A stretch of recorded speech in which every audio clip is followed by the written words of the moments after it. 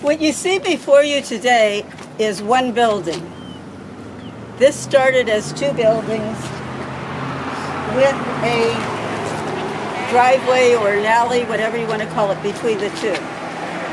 At 4112, you had the park cleaners for a long period of time.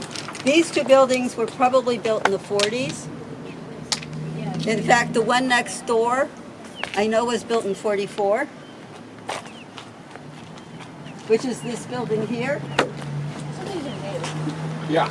These are new. Well, they're not, they're newly remodeled. They combined them.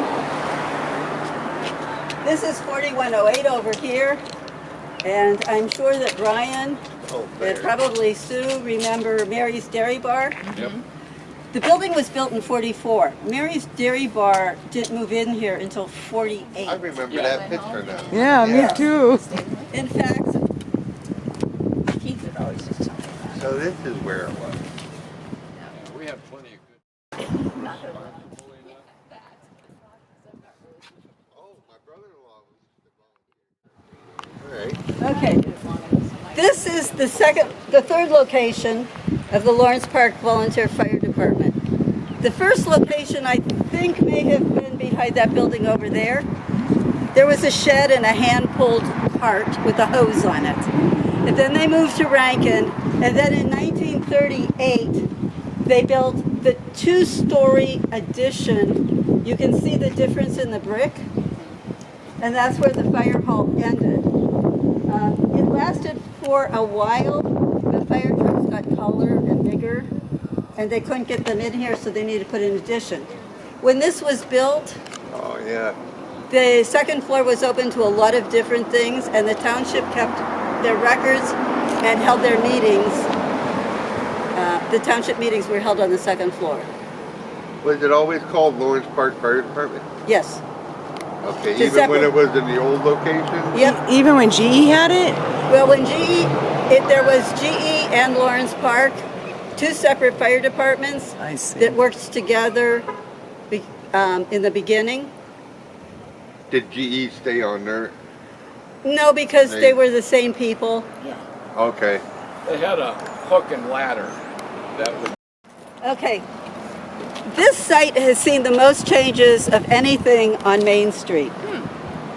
It started as a round building that was the Lawrence Park Realty building. Colonel Pohl operated out of it, and that's where he sold lots for the township.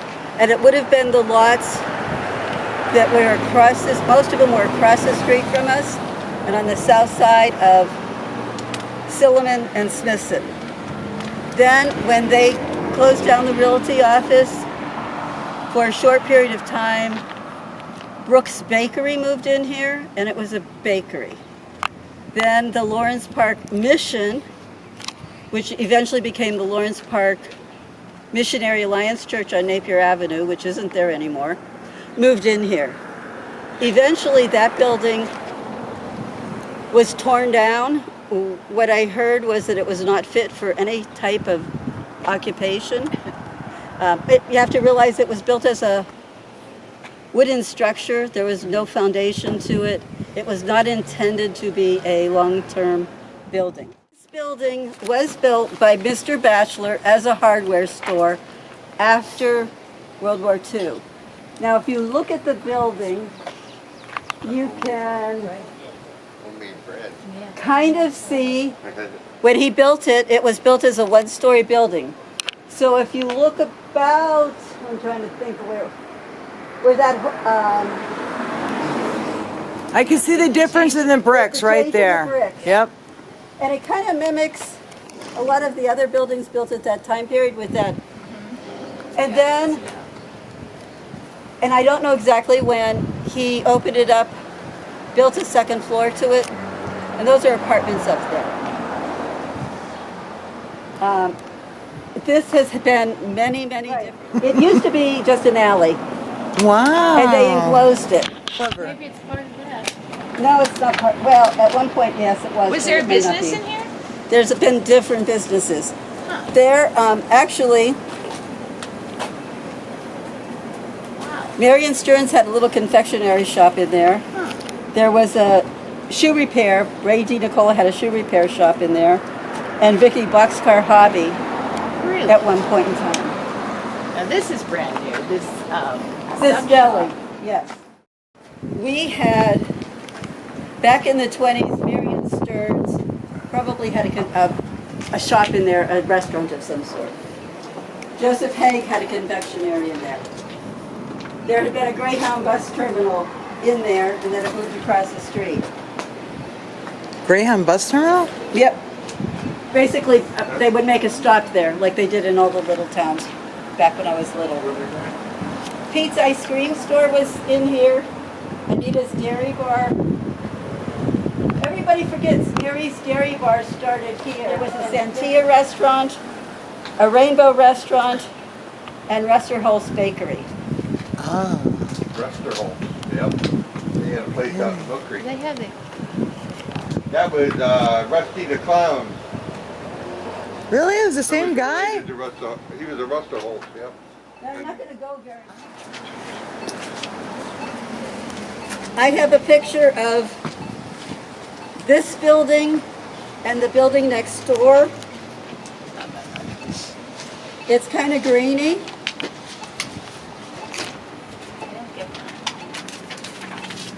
Oh, and I did have a picture. I understand the green, but I don't understand part of the brick. I see that. Well, it wasn't brick, so. Oh, wasn't that? No, that was there. No, where?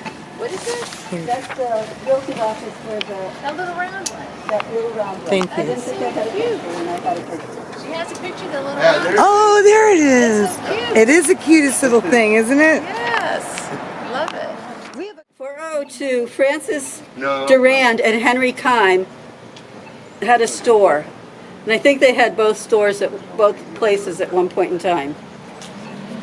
Kime stayed here until he got ill and couldn't keep it anymore. Then it became the great A&P, a G&H. I remember those. I have Greenlee's here. I'm not so sure about that. G&H was here a long time. In fact, this was just one of their many stores, and they were also butchers. And he came in one Saturday with a helper, and we sat and talked for about an hour. Oh, nice. And I've got some notes on it. He never actually worked in this store. It was I think it was Mr. Haupt, H-A-U-P-T.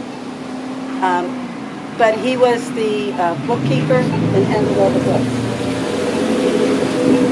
For a while, this became D'Amico's Italian Cousins and my daddy's barber shop started. I have that in 1964. So this was Golden Dawn? Yeah, I Yes. worked at the Golden Dawn in 1964, and they had a really good butcher shop in the area.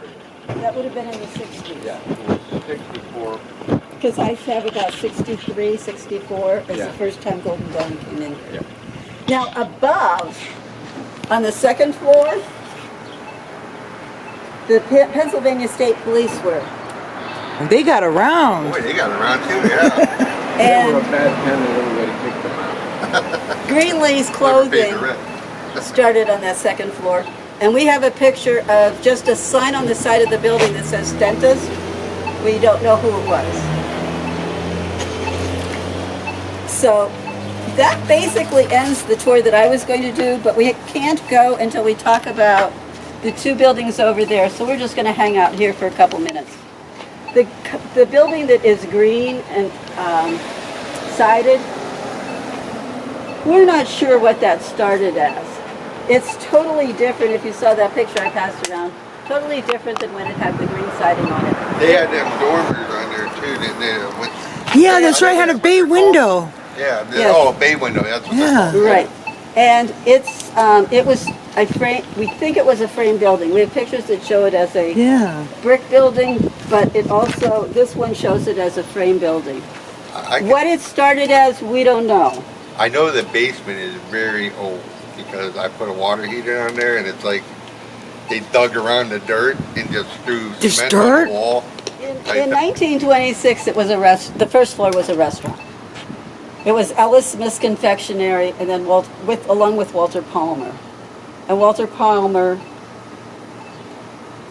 had a grill in there. I have some information that maybe Peter Polakos ran a restaurant in there. Oh, yep. It became Chris and Ed's Grill. It became the Barrel Inn. D'Amico's bought it and changed it to the Irish Cousins. What year do you have Peter here? Because he owned that place where the Erie Brewing is out on West 8th Street now.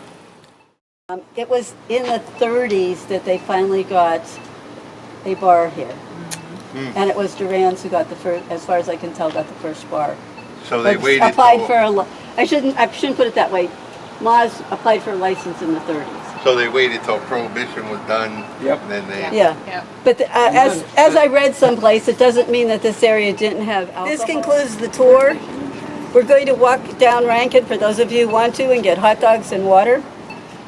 When you go down that way, Jay's telling me that he went to the doctor at the end of Irish Cousins. There was a Keith office lived there, building. too. Yep. There was a doctor's office in there for a while. The other doctor's offices were at the end of Rankin and Iroquois. There's a red building down there, and that would have been up until the 50s. Yeah. So the businesses don't stop at this corner, Right. but they continue. And if we go that way, 2 houses, we find the little other fire fire hall. That's Yes, the old fire hall's up there. Excellent. Right When, up there. when did that